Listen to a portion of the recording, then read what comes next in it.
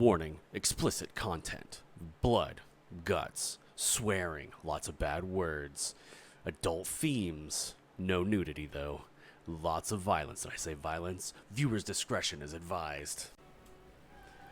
Welcome back, and I hope you guys are ready for another exciting episode of Pathfinders Wrath of the Righteous. Of course, we're going to be screaming, yelling at the dice roller, and just generally being like, "Ah!" But, you know, it's all in good fun. So let's enjoy the story. Let's kill some monsters, do some dungeons, and see what comes next. So let's go and hop into it.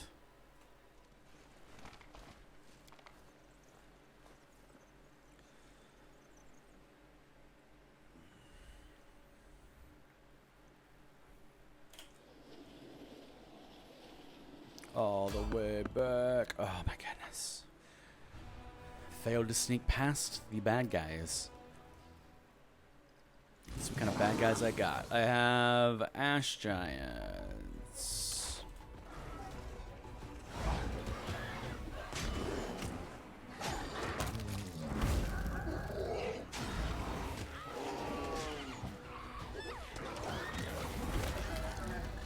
Oh shit.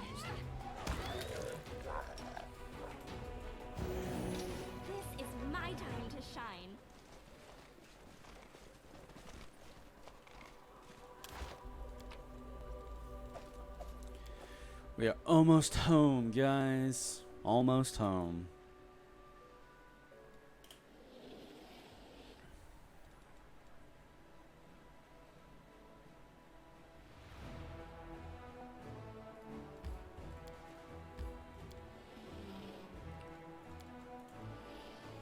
Enter.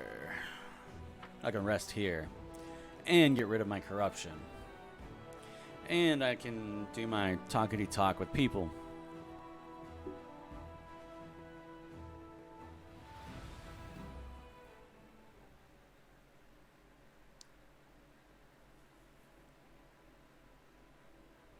And this tip right here, outflank. Probably the best one. Ember, some say that being a kind person is hard work, but that most people can't do it. Is that true? Look at the people standing next to you. Don't you want to love these people? Is it so hard to smile at them? To say a kind word?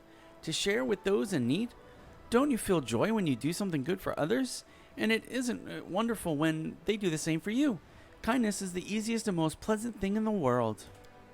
A crowd is gathered in the street. Young and old, civilians and soldiers. Everyone is listening to the frail elf girl, captivated by her delicate voice as it rings out. And what about ungrateful assholes, huh? Asked one commoner. You do good for them, and they just shit on you in return. Just don't be like them, says Amber. And don't get angry at these people. They don't know what they're doing. Don't abandon them to their silliness and sins. Keep doing good, and you'll see sooner or later they will realize they were wrong. Good. Address the crowd. Listen to her. She will teach you to live good lives.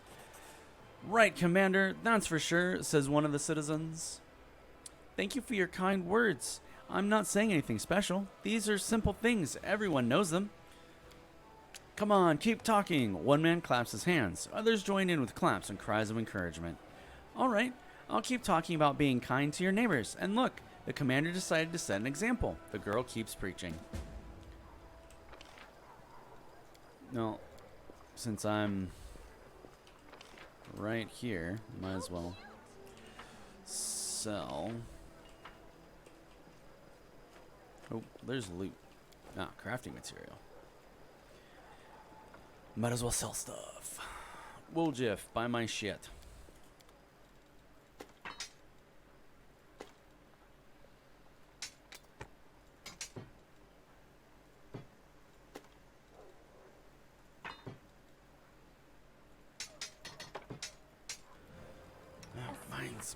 A gentle voice and kind words will help me win their hearts. Did do find traps. Now I have my second level spells. Oh, what's this? Field of Flowers. Another second level spell. Ode to Miraculous Magic.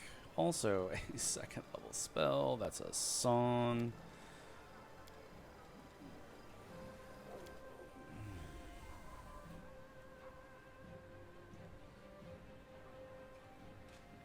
Alright, who is this? Erebeth. Commander, unexpected reinforcements have arrived. Not from the Queen this time. These are volunteers. A group of Kellid barbarians has come, all of them seasoned fighters. They wish to serve under your command. This tribe seems to have a bone to pick with the demons. They believe that ravaging Sarkoris made the demons the personal enemies of all the peoples of the north. They are proud that you're a human, just like them. They say that as soon as they heard about your deeds in Canabris and Dresden, they knew that a true chief had finally come.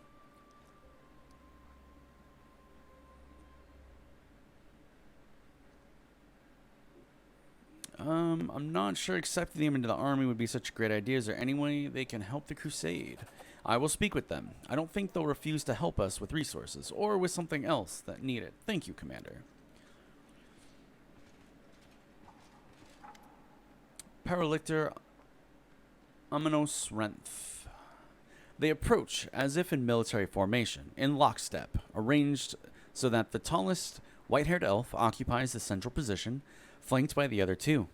At the same time, it does not seem as though any one of the three is the leader. Knight Commander Garou. We are representatives of the Hell Knights in the no man's land of the Worldwound. Paralictor Amnos Renth from the Order of the Gate, Paralictor Larena Tai from the Order of the Pike, and Paralictor Garen Diothan from Order of the Pyre. After introducing themselves, all three turn to Regil in unison and give a curt nods. The elf, Paralictor Amnos Renth, turns his gaze on you. His voice is dry, and his speech is fastidiously formal. We have come to officially greet the commander of the Fifth Crusade on behalf of the Coalition of Hell Knights Orders. The Orders have been and remain fundamentally opposed to demons and demon worship. We will continue to act in no man's land of the Worldwound as an allied force to your armies. Lawful, I welcome our honored allies to Dresden. Thank you, Knight Commander, and allow us to congratulate you on your victory in the battle for Dresden. Are you willing to participate in joint operations? My armies need support. That is not possible at this moment in time, says Paralictor Amanos. The Orders are following their own plans. The majority of our forces are deployed far to the west. We are thereby helping you by drawing the attention of the demon armies. Paralictor Darange's decision to hand over part of his force to your command was done on his own initiative. But other orders and even other chapters of the Order of the Godclaw have their own objectives. Is that all you wanted to say? One more thing. Our chapters, together, the troop led by Paralictor Darange, intend to establish an outpost, or rather, a fortified transfer point, for our operations. We have found a suitable ruins far from the First Crusade, and we have begun making them fit for habitation. When the outpost is ready, you will be entitled as our ally to make use of the facilities for rest and sustenance when you are making forays deeper into the Worldwound. On that, we shall take our leave, Knight Commander. So formal. So let's see here. I have Ode to Miraculous Magic. Azada inspires party members. This spell grants party members +4 morale bonus on checks to overcome spell resistance and increase the saving throw DCs of their spells that require will saving throws by 2. Field of Flowers. Azada creates a 30-foot area of blossoming flowers. They entangle and calm enemies. Enemies have to pass a reflex saving throw. They try to pass a saving throw each round while they are within the affected area. If the enemy failed the saving throw the first time, they are distracted by flowers. Distracted enemies receive a -2 penalty to attack and damage. If the enemy failed the saving throw at the second time, the enemy becomes staggered. The enemy failed the saving throw the third time, the enemy falls asleep for 1d4 rounds. After the enemy awakes from the sleep, he is immune to being staggered or falling asleep from this spell, but still suffers the penalties. And wow, that lasts a really long time. Rejuvenating Poem. This spell removes fatigue and exhaustion from all party members. Super good. A Voice Renewal. This spell damages all enemies. Sonic damage while channeling positive energy that cures allies for 1d6 plus caster level per points of damage. Of course, I have Song of Heroic Resolve.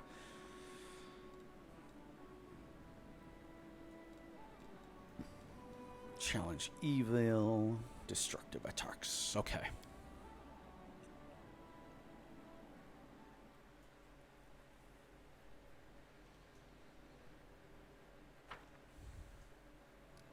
Development. Hunt for the kidnappers. Okay.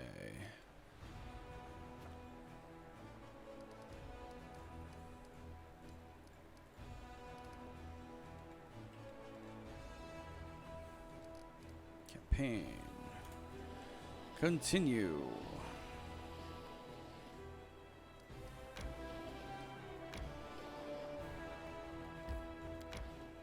So you have another day before you can get there. Oh. Champions and marksmen.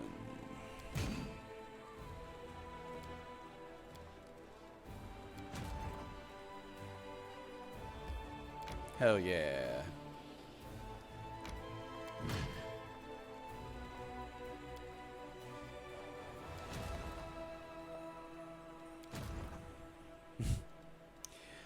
I mean, I don't know.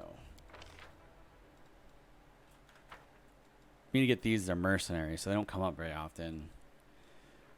I can eventually get paladins, and rangers will end up being stuff too.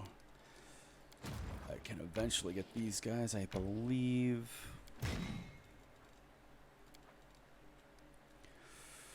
Okay, so they have...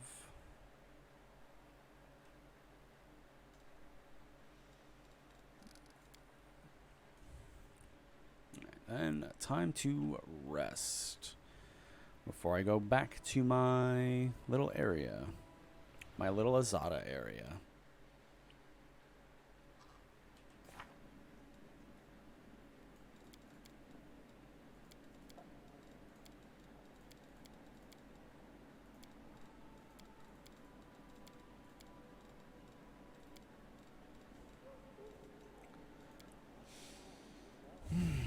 Back to roots. That's right. Gotta go back that way.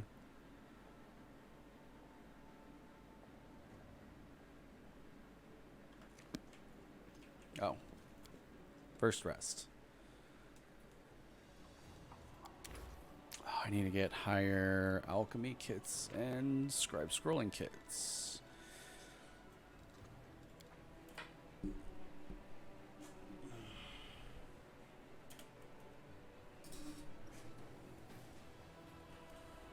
And we gotta level up some people.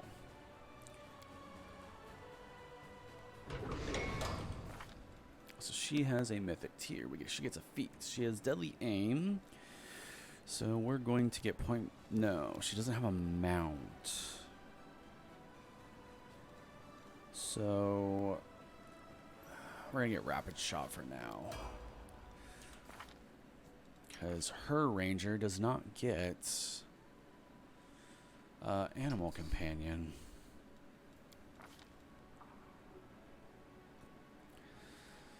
So probably have her take like levels in Cavalier or something. I don't know yet. Oh, this is his first.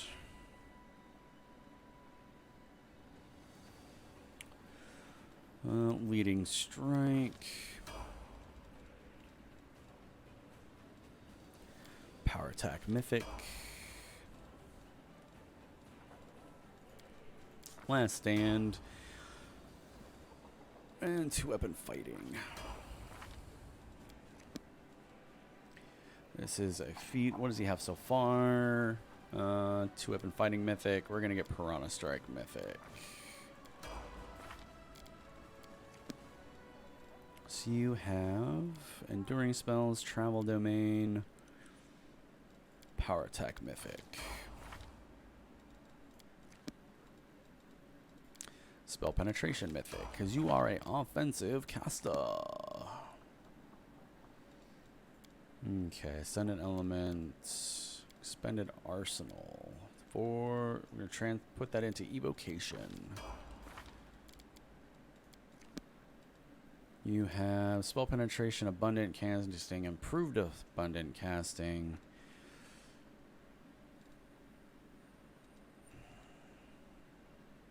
Actually, I gotta look at your feats. I gotta see what feats you have for casting. Abilities, feats, none of them. Okay. Well, we can do this for evocation, and then have her just take the feats for necromancy as she levels, and it will apply to both. Dude, he is super far behind level-wise. Weapon focus. No, not dagger. Actually.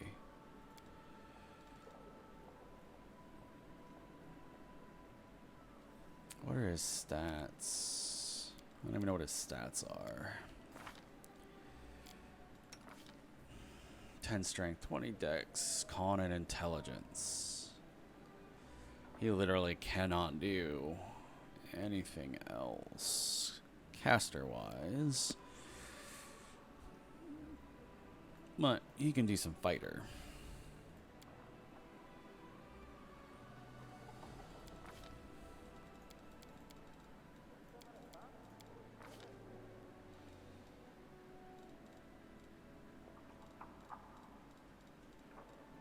Take some outflank. Arcane strike.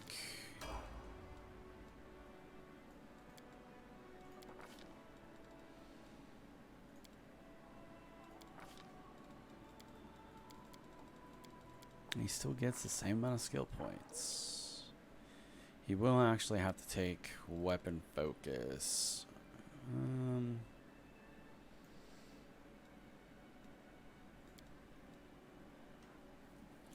Yeah, his next training is until what, 11th level rogue? Good God. And I can't change it from what he has, so yeah, he's got to stay dagger, unfortunately. Alright, I'll get the mutagen. Might as well take that 4th level of fighter, to be honest. Get that weapon specialization. Granted, this is his 10th level. Dagger. Okay, mythic-wise, you have Archmage armor.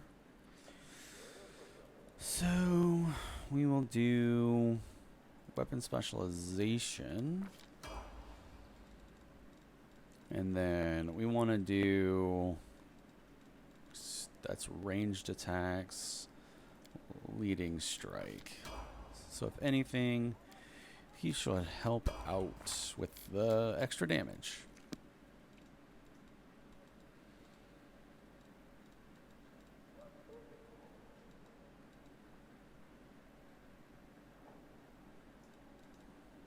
Deadly aim.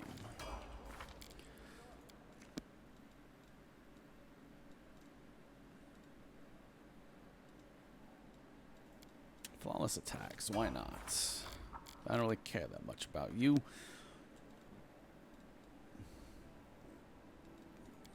Yep, improved critical longsword. Okay. Everyone's is caught up.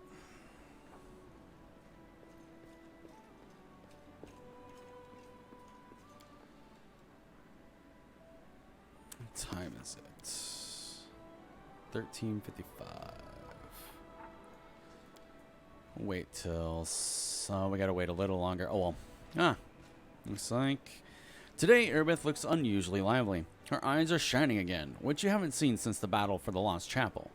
Saluting you, she stands at attention. Commander, forgive me for bothering you with a personal matter, but I just wanted to say how grateful I am to you. During the attack on Dresden, I did not exactly cover myself in glory. You had every reason to throw me out of the army or send me to the condemned. Yet you supported me. You helped me regain my footing and continue to fight. You will not regret this decision, I swear. I will never again let the Crusaders down, neither by my actions nor by my words, nor by my thoughts. I will be loyal to the Crusade to the end. I'm glad you feel better now. Thank you, Commander. Erebeth smiles. I have conquered my inner demons. Now I can go back to fighting the real kind. Good. I'm getting close to level 11.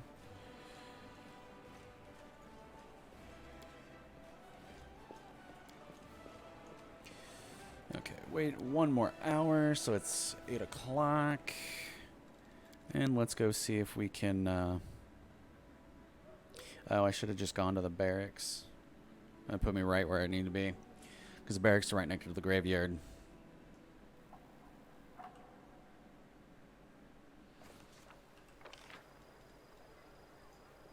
Rochelet is there.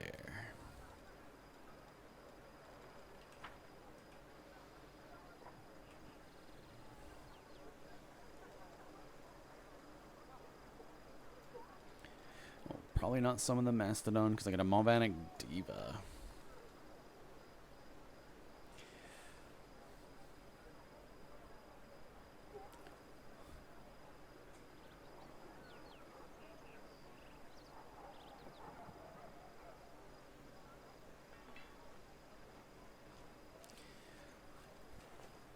No, these guys aren't here yet.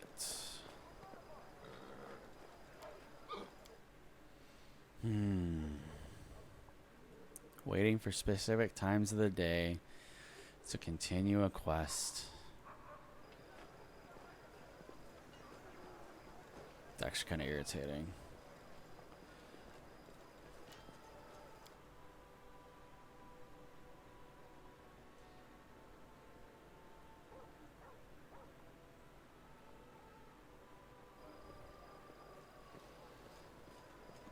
With grace? Still not there.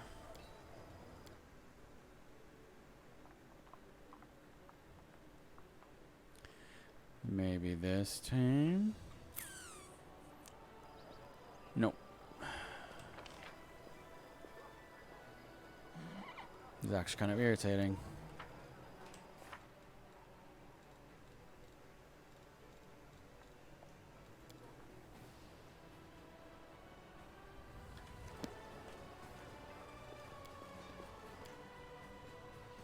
Okay, so it's after midnight now.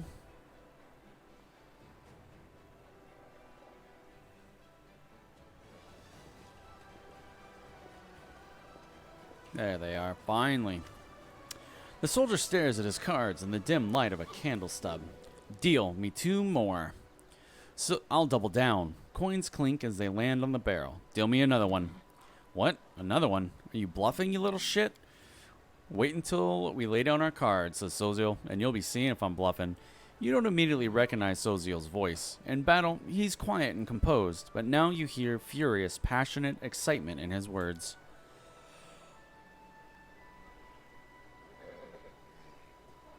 Fine, you scumbag, I call. Deal me another as well.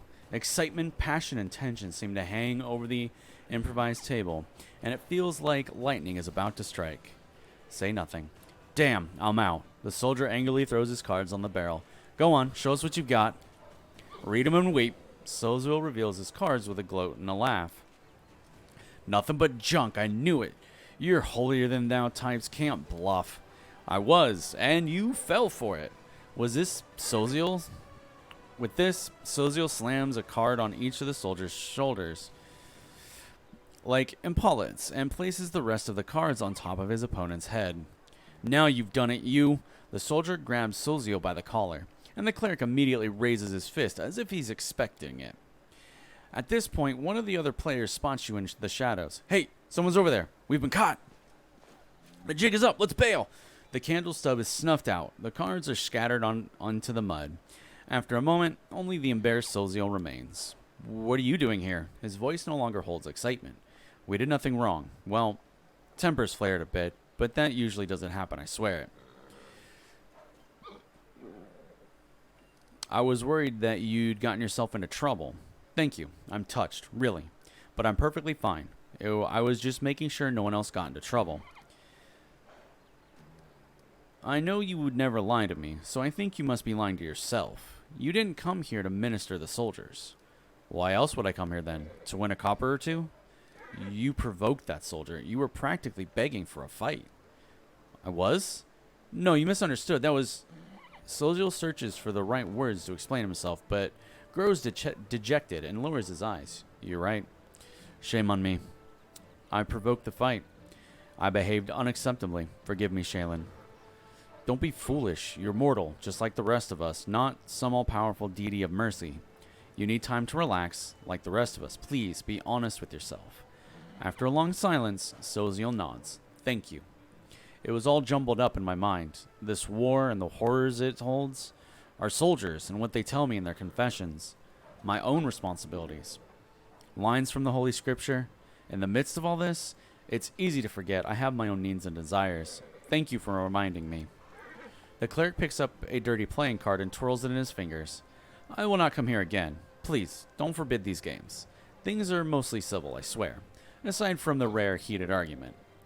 I'll be honest, I miss playing cards. That excitement when you have almost no chance of winning and the risk is high, even though the stakes aren't life or death, just a handful of coppers. But I'll try and find a less destructive outlet. Perhaps I'll speak to Irabeth and ask her to play chess with me. I wonder what will come of it. Solziel smiles. Thank you for helping me clear my mind. Good night.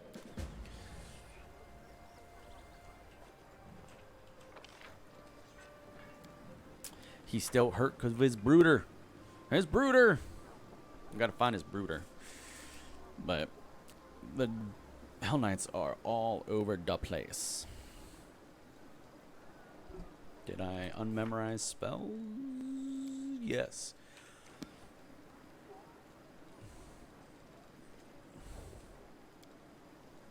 Alright, mercenaries. My army of mercenaries.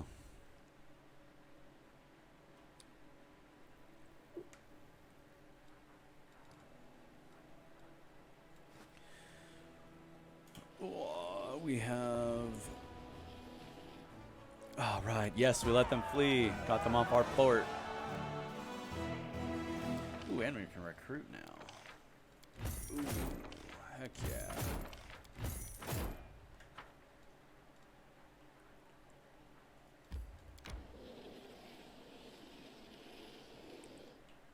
All right, and we have Hell Knights, and that's it.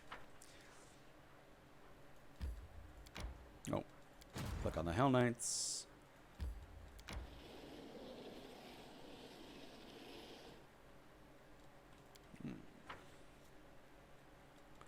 Ah, I can finally rank up.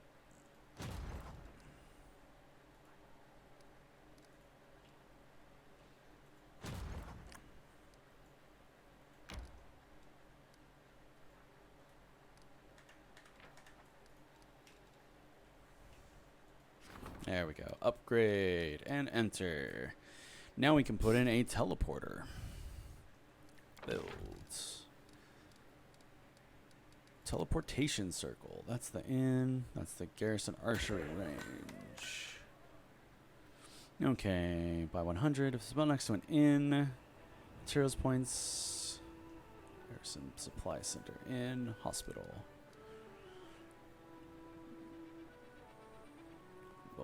Oh, okay, so it's 100 if it's built by next to an inn, material points next to a supply center, and energy points next to a sanctuary. Okay, so that's gotta go. That's gotta go. Nope. Warehouse. Sanctuary. And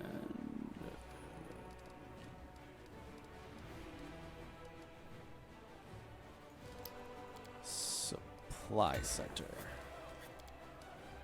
Let's get a watchtower and shelter. So we can at least rest there without... Oh, I need to put the hospital back in too. Boom.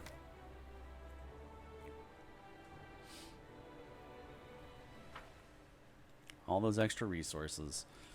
Spent a bunch to get it all situated. And we're going to have to head down, back down this way.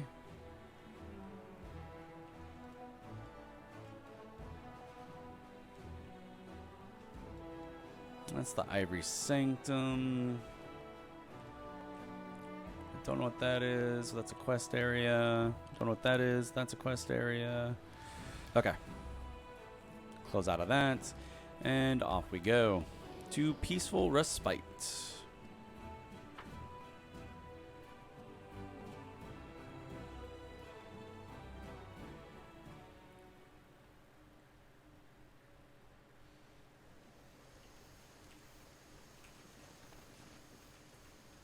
I gotta come down here and talk to these fools.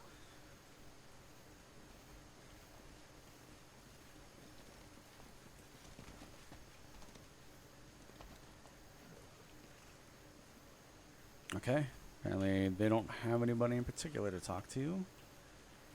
There's Treants.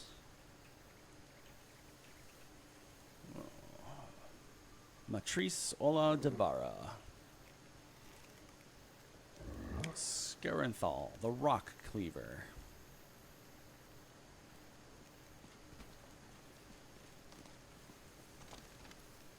Scarenthal, the amount of intoxicating drinks you've imbibed is equal to the amount of water a 100-year-old oak would need in a week. My good lady. Scarenthal, the treant, towers over the short Matrice so much that she's almost lost in his shadow. If only your mind weren't so fogged, you realize by now that I am right. What you said there was beneath your dignity, Matrice says, good Scarenthal. Just so you know, my god condemns excessive drinking. For followers of Caden, it's a deadly sin, much like murder in other religions. It's just that I know how much to have fun. That's exactly why my thoughts are brilliant and clear as ever, unlike those of a certain 100-year-old oak.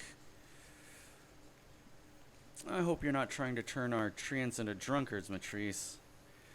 She's trying to poison us. Well, maybe not precisely. It's not us she wants to stop, but rather our endeavors, Scarenthal explains.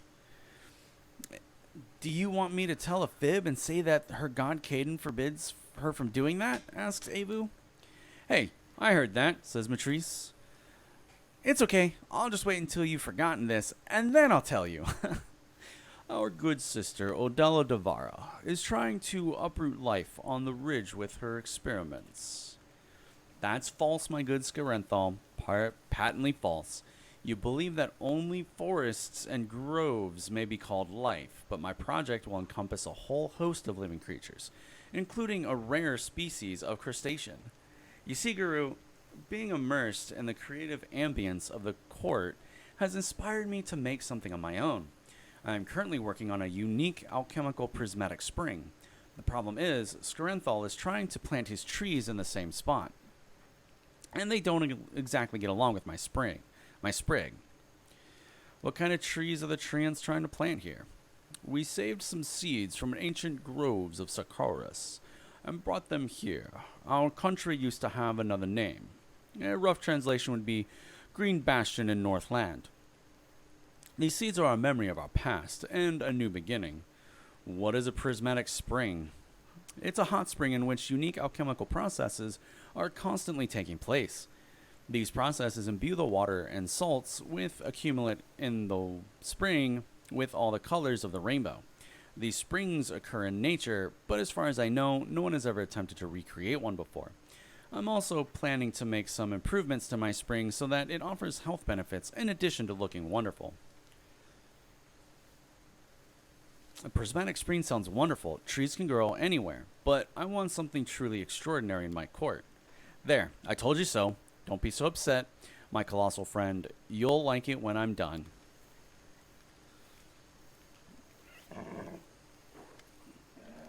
Are any of your potions for sale, Matrice? Of course. There's just not potions either. My friends bring me all sorts of goods to sell, and when I say all sorts, I mean it. Let me see what you have for sale. Goggles of Ferocious Pact. The wearer gets a -2 penalty to AC, -5 penalty to Persuasion, -2 penalty to Fortitude saving throws, but gets +4 bonus and damage rolls, a +3 bonus to Will saving throws, +2 enhancement bonus to Wisdom score. Those are weird.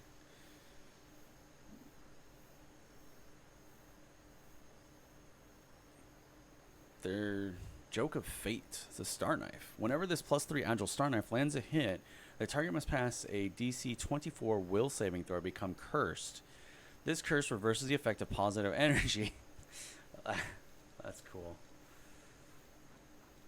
Earth's Embrace. This shirt is grants to wear +2 enhancement bonus to Constitution, +4 saving throws against fire, and +4 competence bonus on Lore Nature checks. Those are really good. Sunfire. Surefire Gloves. Whenever the wearer of these gloves lands a hit with a ranged weapon on an enemy within 30 feet, deals an additional d6 piercing damage and applies bleed for 1d3 rounds. Those I'm buying. That shirt's really good.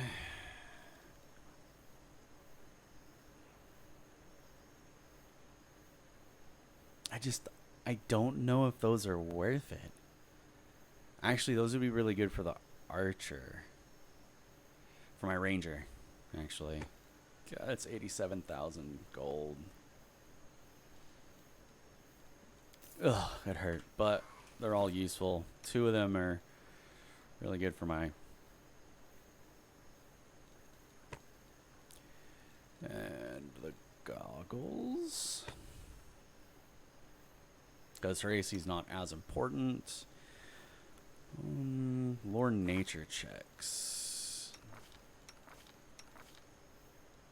Okay, so my Rage Singer.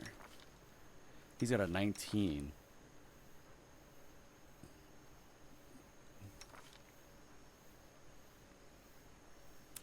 Hers will go up. He can actually use the Wisdom. Oh no, because he has the Inspired Wisdom +4. That'll give her Will save.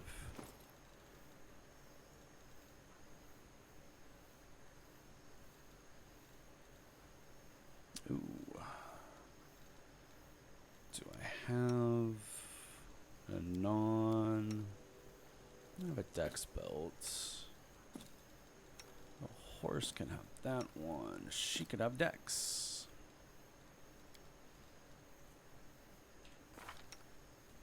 22 on Lore Nature.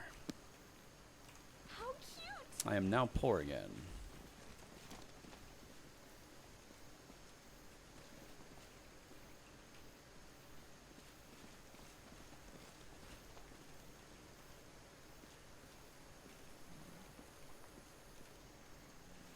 So exciting!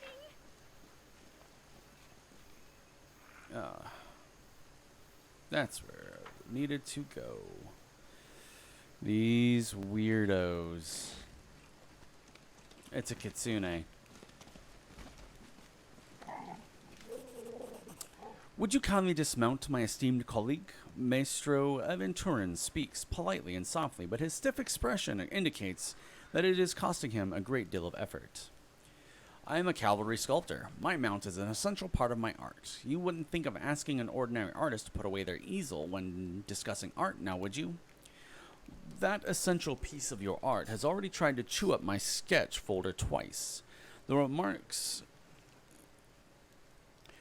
the street artist sourly, but he doesn't protest any further. So, as regards to the gist of our argument, oh, here is the mistress of the court. Do excuse us. We are absorbed in a rather heated discussion. What are you guys arguing about? The same old question that made me ask our good Desnan adepts to invite you over for a chat, Commander, replies the artist loftily. Surely you must have heard already. Ever since you created a garden on this ridge, many items buried here have become quite literally transformed. You have created a truly magical place. This ridge can transform even the most trivial of things. It's hard for me to describe the elation it brings me. This is what true art should be like. It is a reminder that we can always transform our own story into a fairy tale. However, certain creative differences arose when we discussed how to put the ridge's miraculous properties to good use. You see, some of the transformed items become edible, whereas others would make the perfect material for mosaic pieces. I would like to create a piece of receptual art using the latter, but esteemed cavalry sculptors have other plans for them. Yeah, right. Who in their right mind would take magic items from a magic rock that turned it into a garden right in the middle of the world wound and use them for ordinary picture of them or mosaic? We got a better idea. An edible sculpture. We're going to create the most innovative work of art in the history of Midnev, or even Galarian, and then let the public devour it. A tasty treat. Hooray, shouts Evu. A huge gingerbread demon, right? Then again, seeing the ridge covered in beautiful mosaics would be terrific too. Why can't we just do both? It's all about what's novel, Commander. The first work of art created from the magical transformed items of your court will be, the gnome pauses and proclaims grandly, a major event. But the second work of art, not so much. We've already seen that. It is all people will have to say about it. So you've got to choose. I like the idea of an edible sculpture. Maestro Aventurin looks at you in disbelief, then sighs heavily. I'm too old for all this. Hey, cheer up, my friend. The biggest piece of our sculpture will be yours for the eating. Now, Commander, we'll need some help to make it. It would be good if you could obtain any item that will transform into tasty treats and bury them here in the court. We need at least 30 of them. We can't do it without you. Oh my god, I need 30 items. Let's need 30 edible things transformed by burying them on the ridge. Okay.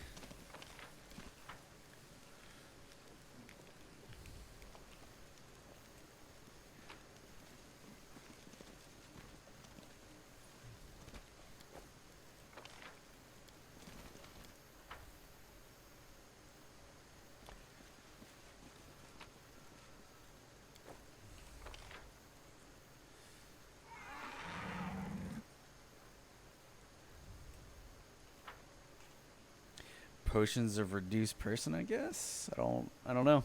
That's the only thing it's showing me I can use. So I guess what we're gonna do.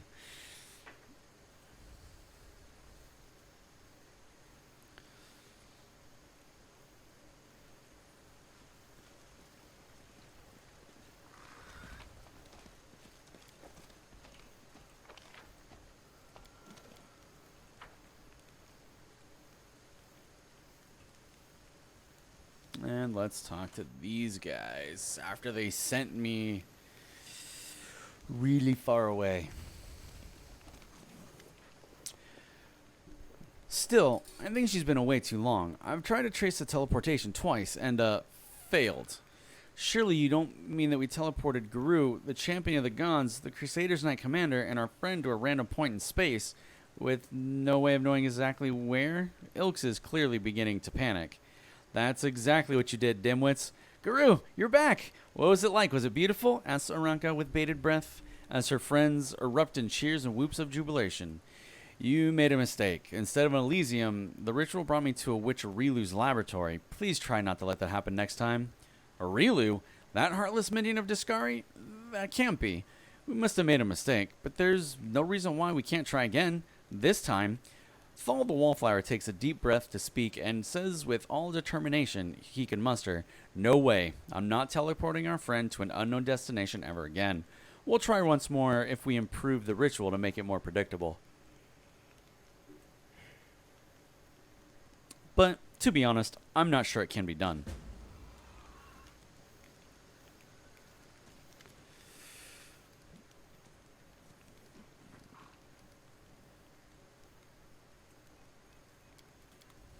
Either one of these guys sell things? No.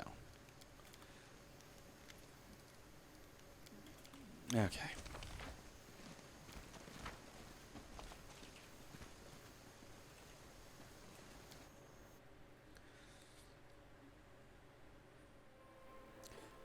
And just like that, the episode for today is over. The narrator's a little tired. You gotta give him some props for, going at it. But thank you for hanging out and watching Pathfinders Wrath of the Righteous. Hopefully you guys had fun. So if you did, do the thing. Like, comment, subscribe, share it. The link for the previous episodes and next episodes should be in the descriptions, unless they are not out yet. If you want them early, you could always beg for them in the comments maybe. Tell me your favorite part of each episode. Let me know you guys are enjoying it. And with that, I will let you guys get back to your day, and I will see you in the next one. Thank you for hanging out.